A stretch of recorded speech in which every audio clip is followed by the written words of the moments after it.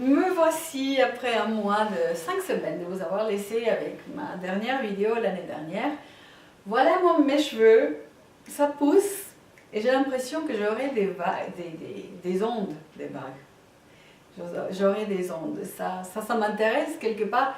Je me dis oui, j'aime bien les cheveux courts, mais d'un autre côté, j'aimerais bien ce que ça donne mes cheveux ondulés. Donc peut-être je les laisse pousser quand même. Comment allez-vous?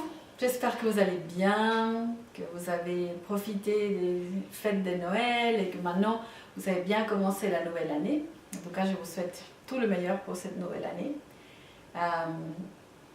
Ici, c'est impressionnant comme le temps passe et comment on commence à se sentir mieux. On laisse derrière toutes les choses qui m'ont embêté l'année dernière.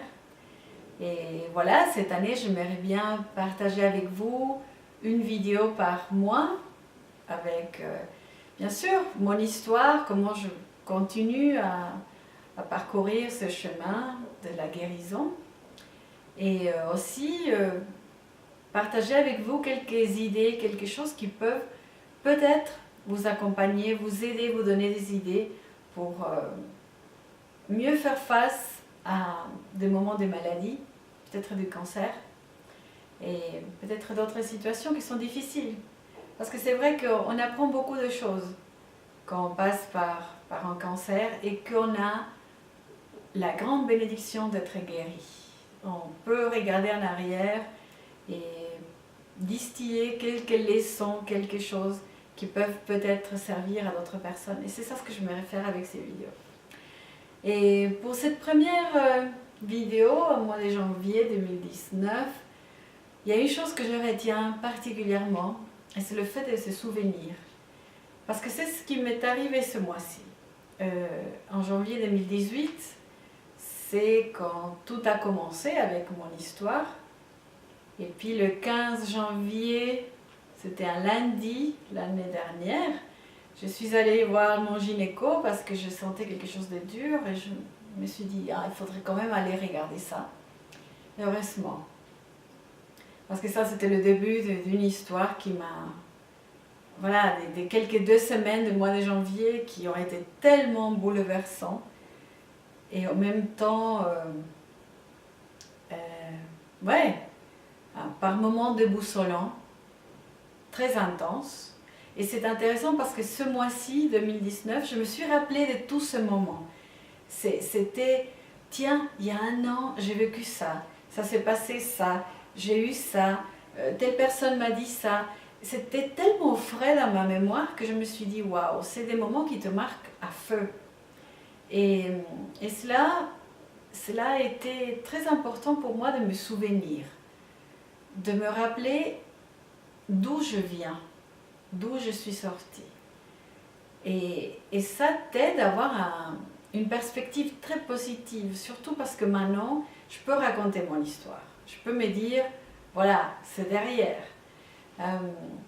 Mais mine de rien, ces moments mélangés entre espoir, se dire, oui, je veux me battre, je veux faire de cette histoire quelque chose de positif. Il y a cette envie de vivre, parce que mine de rien, on commence à te parler de la mort. Je me rappelle de la radiologue, quand elle faisait l'échographie et puis les études pour bien déceler le type de problème que j'avais et qu'elle commence à parler de cancer. Moi, c'est clair que ça m'a pris un petit moment pour tomber sur mes pattes, pour me rendre compte qu'elle parlait de cancer pour moi. Donc, mais cancer Lorena, ça veut dire Lorena a un cancer. Au départ, c'est comme si on n'a pas envie d'entendre ça, on n'a pas envie de croire ce qu'on te dit. On se dit, mais attends, elle parle de quoi là? Et jusqu'à ce que je me suis rendu compte, oui, elle est en train de me dire que j'ai un cancer.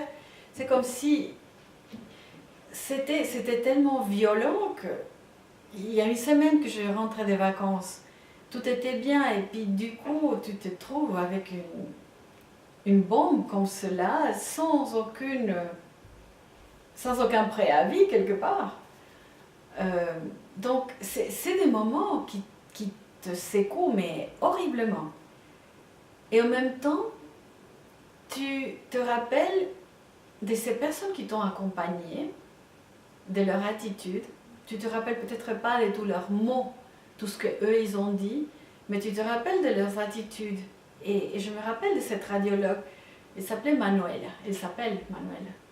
Et elle était particulièrement douce.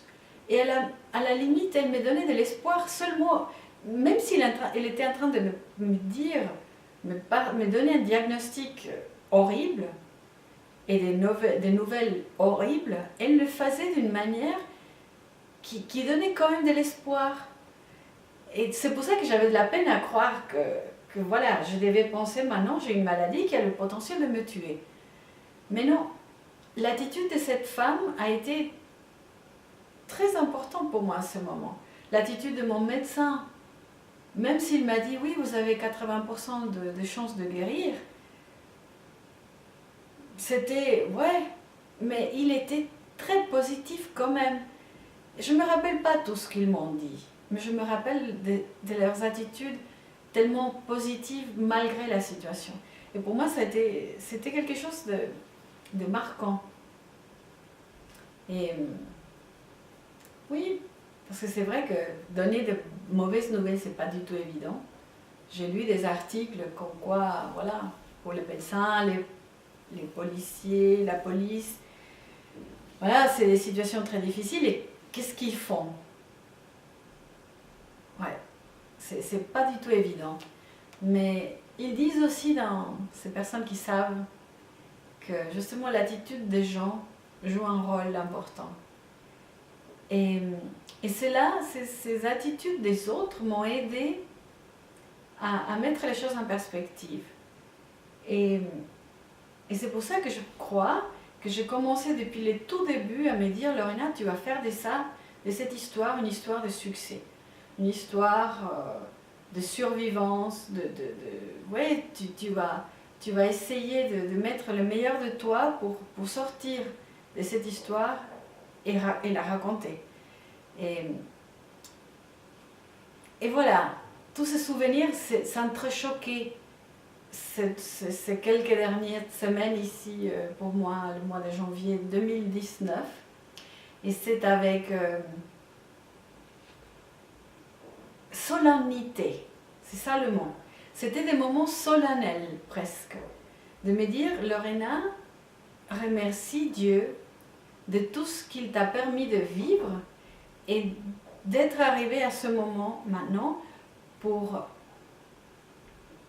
être bien, d'avoir vaincu la maladie. Voilà, je suis vraiment émerveillée.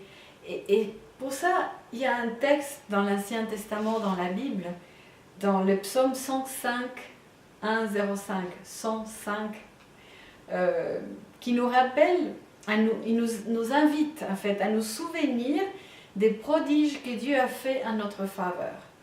Tout le psaume nous incite à garder justement le souvenir de toutes ces bonnes choses, parce que cela peut nous apporter une perspective qui n'est pas toujours évidente à avoir quand tu as un cancer. Parce que c'est vrai que la pensée de la mort peut être très forte, mais il faut aussi se dire que le cancer n'est pas égal à mort. On peut survivre au cancer.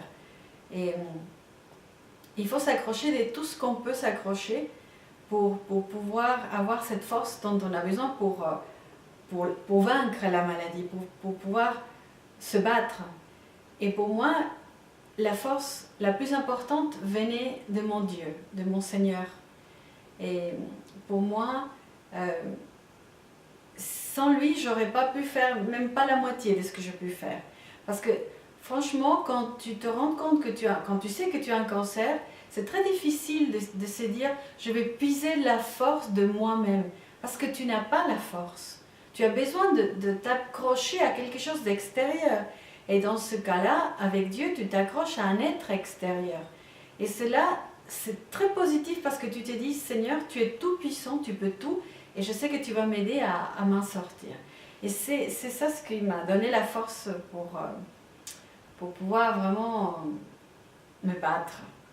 Et j'ai vécu beaucoup de choses pendant ce mois de janvier 2018 et je vais le partager au fur et à mesure de cette nouvelle année parce que ça serait impossible de vous communiquer, de vous dire tout ce que je pensais maintenant pendant ce mois il y a une année.